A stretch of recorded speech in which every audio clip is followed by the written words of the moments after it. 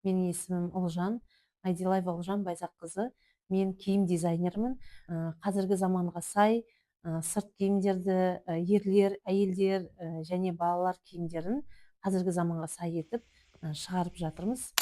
Мен осы салада 10 жылдай уақыттан бері осы кәсібімізді алып келеміз. Отбасылық деп айтсам да болады. Мен және жолдасым, ұлым барлығымыз бірге осы киім саласында осындай киімдерді қазақтың үстінде киіп жүрсе екен деген бұрыннан менде арман болған. Күнделікті өмірде киіп жүрсе деген. Вот сол арманым шынымен де орындалып жатыр. Қазіргі таңда кішкентайдан жаңағы үлкен әжелерімізге дейін біздің отандық киімдерді киіп жүр. Алғашқы киім тігу барысында мен өзімнің осы жұмысымды үйде отырып бастадым. Онда балаларым кішкентай болып, және солармен бірге отырып, балаларыма қарап, және осы кәсібімді бастап тіге бастадым.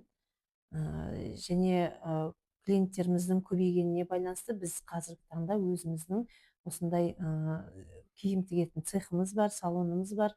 Және осында енді адамдарға күнделікті дайын киімдеріміз де бар. Келіп алып кетіп жатады, және де тапсырысқа да тігеміз.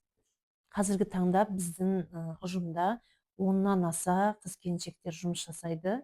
Тігіншілер, закройщик және таспен жұмыс жасайтын қыздар бар.